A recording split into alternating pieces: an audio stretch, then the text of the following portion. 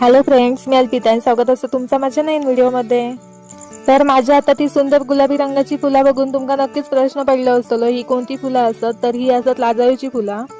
2-3 दिवस झाले मधमाशांची काही खबर घेतली नाही, नक्की असत की उडान गेले ते। तर बघितले तर असत आणि माका तर एक दिवस ते खाणारच असत, उगाचच त्यांच्या कळीक जायत असतंय। चुलीत बघितलं तर मस्त आग पेटत होती, म्हटलं अंघोळ करून घेऊया। अंघोळ झाली तसे पटकन कपडे पण धुवून घेतले आणि असे सकाळच्या कोवळ्या उन्हात कपडे धुवून पण बरं वाटतं बाहेर बसून। आता माझी देवपूजा करून झालेली हा, आता मी चाय पिते, तुम्ही पण या चाय पिऊ।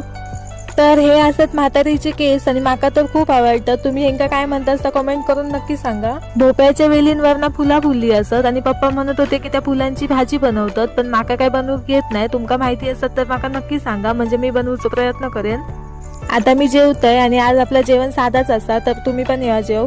जेवून झालं तसं भांडी वगैरे घासलंय, सगळी कामं वगैरे आवरलंय, थोडे वेळ मोबाईल बघितलाय आणि आता मी उद्याची तयारी करते न्हाणीची। तर माडाची अशी सुकलेली धावळा असतील ना तर आम्ही ती चुलीत वापरतो, म्हणजे आग पण बरी पेटता आणि पाणी पण लगेच तापतं।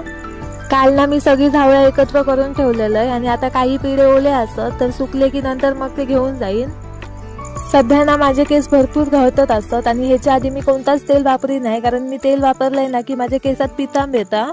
आणि आमच्या बाजूच्या एका ताईन माका हा तेल सजेस्ट केल्यान, तर मुलींमध्ये कोण वापरत असाल ना तर माका नक्की कमेंट करून सांगा कसा असता।